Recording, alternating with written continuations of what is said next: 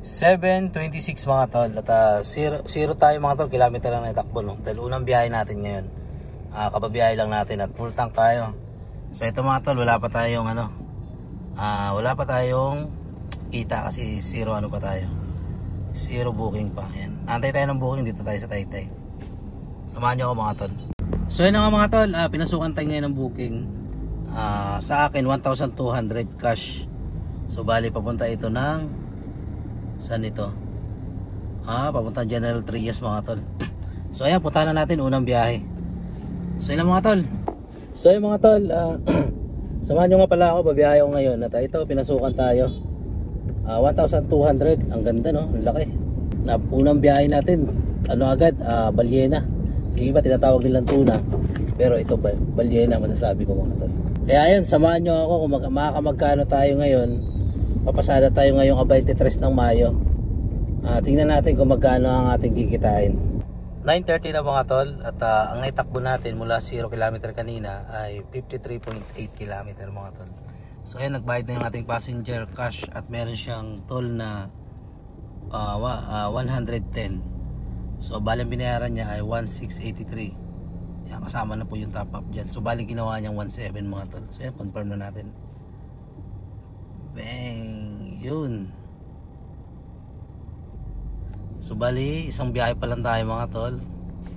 Okay, isang biyahe pa lang tayo. Ayan po, 1,204 po ang ating kinita.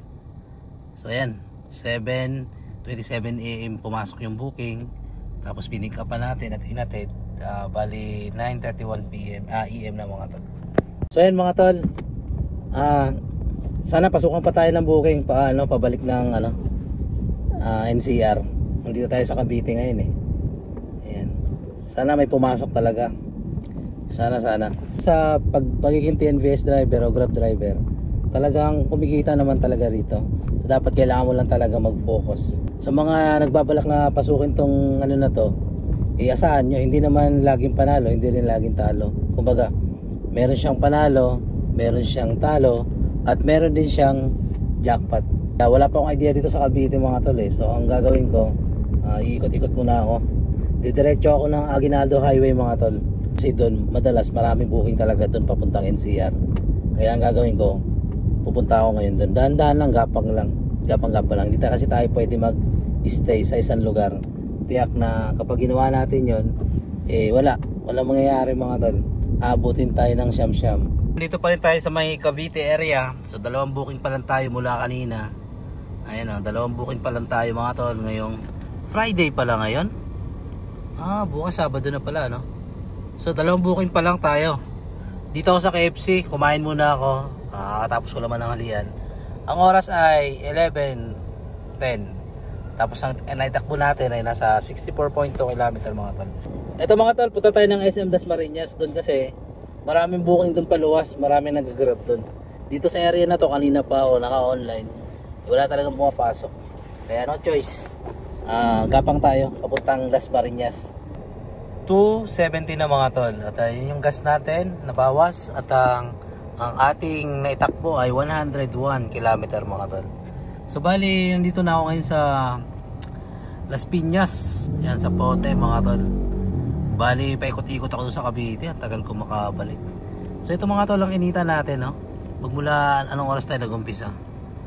Nag-umpisa tayo ng 7:27 mga tol. So may mga cancel tayo. Itong cancel na to, yung 8 seconds. Bibilang ng 8 seconds. Pwede mo pa siya i-cancel, pwede mo rin i-accept. So yun yung mga tol. Ito meron din. Bali pa uwi na kasi ako, kaya kinancel ko siya. Kasi babalik na naman ako sa pinanggalingan ko. Kaya yun, no choice, cancel talaga mga tol. Okay lang naman yun kasi dito sa Grab kasi merong 8 seconds. Pwede mo siyang i-cancel, pwede mo siyang tawag nito yung i-accept. So hindi pa mababawasan ng inyong cancellation rate dun. Ngayon ito mga tol, nagtataka lang ako sa Apps ko, tingnan mo, parang pa move it. Kasi meron kasi ako dito ng move it mga tol. Ito, pakita ko sa inyo. Yan, meron kasi ako dito move it. Ayan yan, ito yung sa BIOS ko, ito yung sa move it ko. So i-switch ko lang siya, pwede na siya. Nakalagay to vehicle registered.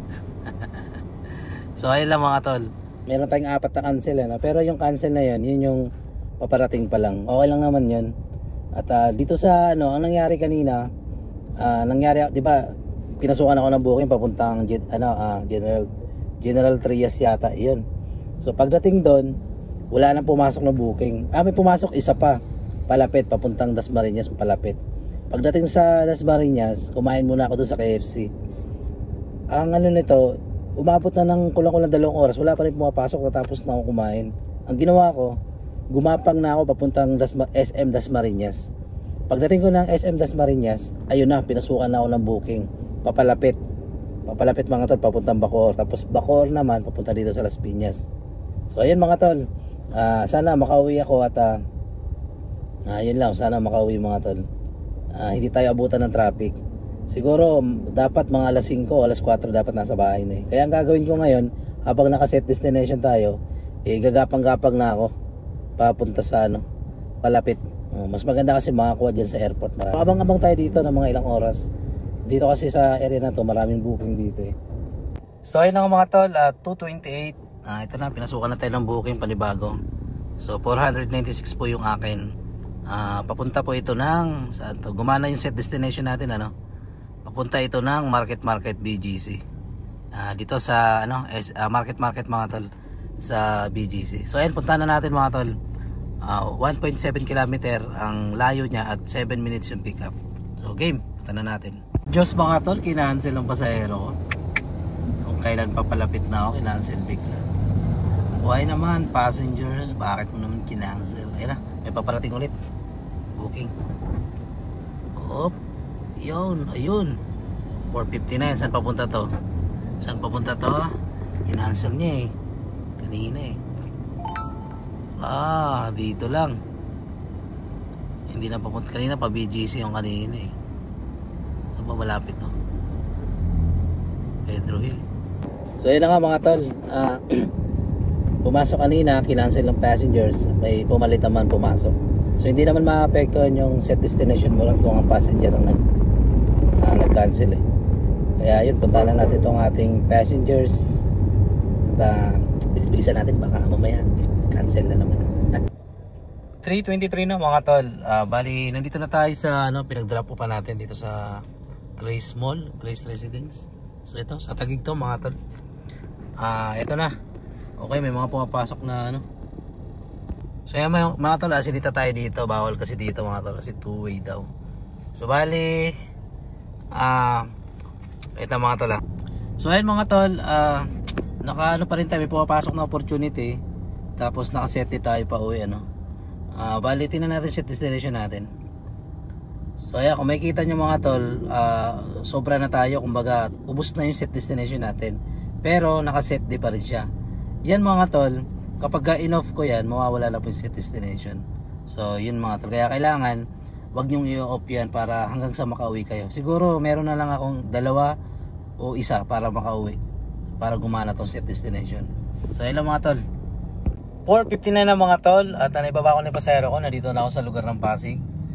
Bali, dito na yun sa amin mga tol, sa Taytay ako eh. So uwi na ako mga tol, siguro mula dito hanggang sa amin nasa mga 4 km. So bali, ang kinita natin mga tol ay nasa 3,196 3,196 mga tol. Tapos 9 booking tayo ngayong Friday ngayong Friday mga tol. So ayan, ang kinita natin. So bali mga tol, ang naitakbo po natin ay 131.9 km mga tol. So ayun mga tol, pauwi na ako. At salamat dahil sinamahan nyo ako ngayon. Bali, titingnan ko kung magkano ang may gagas ko ngayong araw na to. Yan. Abangan nyo mga tol kung magkano tayo sa gas. Full tank ako kaya ipo-full tank ko ulit automatic. 5:23 na mga tol. Bali, nakakuha pa tayo ng booking mga tol. Pambira. Isang booking pa. So ito na. Ang kinita natin ay 3,300 na mga tol, kasi nakakuha pa tayo ng booking. Ito yung nakuha natin naka 10 booking tayo Ayan, 109 mga tol. Ayan, 109 ngayong Friday 23. So ayan mga booking natin na nakuha mga tol. Ayun, may mga opportunity. So ayan, ipapatayin ko na yung apps ko. May mga pumapasok na opportunity. So ayan, patayin ko na mga tol. Yan, kapag pinatay ko na yan, set destination na yun, hindi ka na makapag-set kasi nakadalawa ka na. So try natin mag set day. Ayan o, kota na, diba?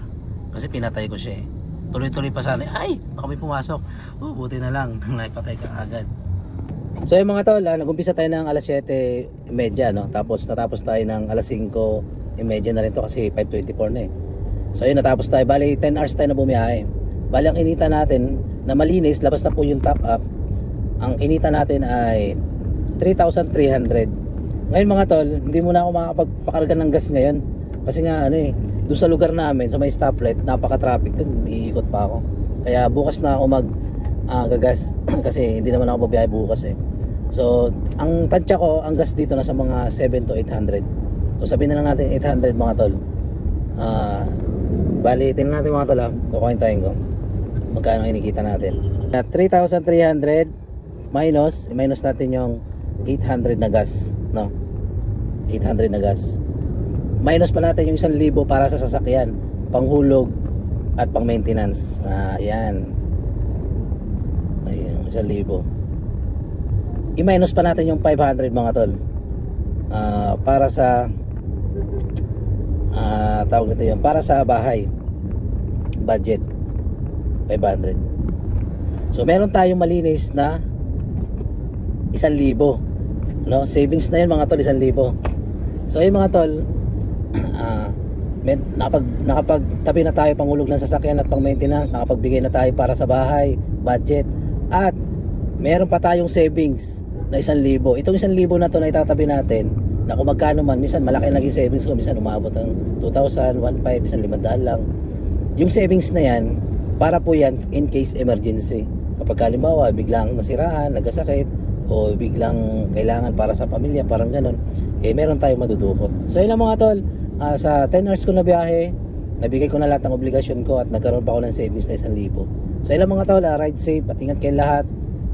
Bye bye, salamat sa panonood. At subscribe nyo ako sa aking YouTube channel at sa aking Facebook page, Tongbits Official. At mag-upload na po ako regular dito sa YouTube and Facebook. Araw-araw po ako nag-upload dyan. So ayun mga tol, good luck and God bless.